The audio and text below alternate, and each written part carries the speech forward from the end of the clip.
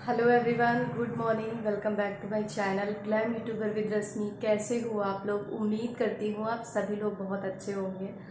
मैं थोड़ा सा परेशान हूँ बुखार और ज़ुकाम से, इसीलिए वीडियो नहीं बना रही थी क्योंकि आदर्श की तबीयत ज़्यादा ख़राब हो गई थी। उसको फीवर और ज़ुकाम हो रखा था और बहुत ज़्यादा उसकी तबीयत ख़राब हो गई थी, इसीलिए मैं वीडियो नहीं बना पा रही थी। इसके बाद मेरे हस्बैंड को भी हो गया, फिर इसके बाद मुझे भी हो गया। आवाज़ समझ ही पा रहे होंगे आप लोग। आज ना मैंने गर्म पानी से नहाया है क्योंकि मेरी हिम्मत नहीं पड़ रही थी कि मैं ठंडे पानी से नहाऊं। और ज़ुकाम बहुत ज़्यादा है और क्या है ना कि सर बहुत ज़्यादा भारी भारी लग रहा है। आदर्श की दवाइयाँ मैं पिलाती हूँ सुबह वाली, जो तो 2 से 3 दवाइयाँ हैं आदर्श की, तो वही मैं आदर्श को खोज रही हूँ क्योंकि मैं अभी आई हूँ जस्ट नहा के, तो मैं देख रही हूँ आदर्श कहीं मिल नहीं रहे हैं। मैंने एक दवाई पिला दी थी, तो 2-3 होती है ना, तो 15-15 मिनट का गैप करना रहता है। तो अभी जा रही हूँ, मुझे लगता है वो छत पे निकल गए हैं क्योंकि जैसे ही दरवाज़ा खुलता है वो छत पे निकल जाते हैं अपने बाबा के पास। और ये देखो, मुझे दवाई उन्हें पिलानी है, जा रही हूँ पूजा करने, उधर दवाई भी पिला दूँगी। मैं पूजा करने जा रही हूँ और मैंने सोचा काफ़ी दिनों से मैं व्लॉग नहीं बना रही थी, तो चलो आज व्लॉग भी बना लेती हूँ।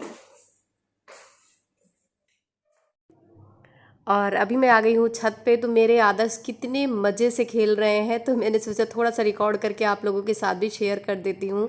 और बच्चे ना कुछ भी खेलने लगते हैं बड़े मज़े से।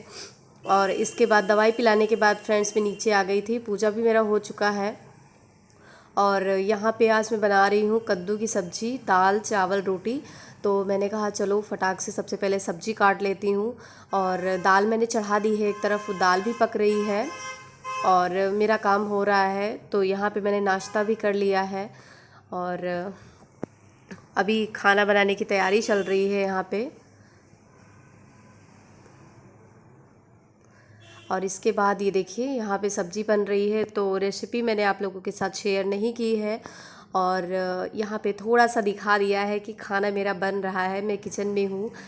इसके बाद मैं आटा भी लगा के रख दूँगी ताकि सेट हो जाए अच्छे से, क्योंकि अगर आटा थोड़ी देर लगा के रख दो ना तो अच्छे से फिर सेट हो जाता है और फिर रोटियां बड़ी फूली फूली नरम नरम सी बनती हैं। और ये देखिए यहाँ पे मैं आटा गूंद रही हूँ। दाल चावल सब्जी सारा खाना मेरा बन चुका है और अभी सुबह के 11 बज चुके हैं। तो खाना यहाँ पे मैं बना रही हूँ। इसके बाद आदर्श की दोपहर की दवाई का टाइम हो जाता है, यहाँ पे 12 बज चुके हैं। तो मैंने कहा चलो इनकी दोपहर की भी दवाई पिला देती हूँ, क्योंकि 3 दवाइयाँ रहती हैं, 15-15 मिनट का गैप करना रहता है। तो ये देखिए यहाँ पे मैंने दवाई पिला दी है। इसके बाद मैं फ्रेंड्स, सभी लोगों को अभी खाना दोपहर के खिलाऊंगी। 3 बज चुके हैं और मैं बैठी हूँ छत पे। आप लोग देख सकते हैं, इधर वाली छत पे बैठी हूँ बिल्कुल सन्नाटे में, क्योंकि कुछ भी अच्छा नहीं लग रहा है। पहली बात तो मेरी तबीयत ख़राब है, मुझे आज फीवर भी आ गया है। और मेरे पापा आज आए थे, भाई का एडमिशन करवाना था बीए में, तो मामा आए थे, पापा आए थे, तो 1-2 घंटे रुके और चले गए हैं। तो बिल्कुल भी अच्छा नहीं लग रहा है, क्योंकि ऐसे पापा आते थे चले जाते थे, कोई दिक्कत नहीं रहती थी, लेकिन आज मेरी तबीयत ख़राब थी तो पापा आए चले गए, मुझे बिल्कुल भी अच्छा नहीं लगा। और मुझे ना ऐसा लग रहा था कि मैं भी पापा के साथ जाऊं घर, बिल्कुल भी अच्छा नहीं लग रहा है। और जब तबीयत ख़राब होती है ना तो अपनों के साथ ही अच्छा लगता है। बिल्कुल भी अकेला महसूस कर रही हूँ, मुझे बिल्कुल अच्छा नहीं लग रहा है, सबकी याद आ रही है।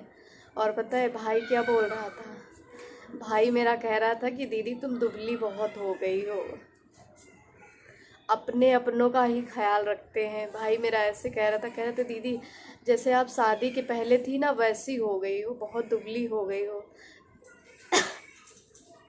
तो मैंने कहा हाँ भाई, इस समय बाबू की तबीयत नहीं सही थी तो थोड़ी बहुत टेंशन थी मुझे, इसकी वजह से भी दुबली हो गई हूँ। और हो जाता है कभी दुबलापन, कभी संभल जाना, फिर गिरना, फिर संभलना, ये तो ज़िंदगी में चलता ही रहता है।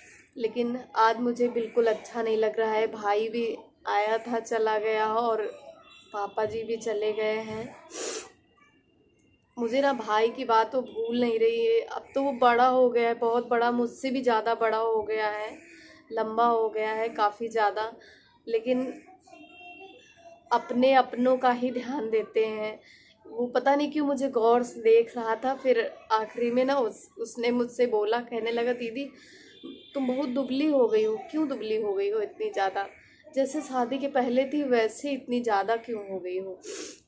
तो वही मैं कहने लगी कि एक तो तुम्हारे जीजा को स्टोन है, उसकी भी चिंता मुझे रहती है, और खान पान में सही से ध्यान नहीं देती हूँ, टाइम से खाना नहीं लेती हूँ, और आदर्श की भी तबीयत ख़राब हो गई थी 4-5 दिनों से, तो उसकी भी बहुत ज़्यादा टेंशन ले ली मैंने।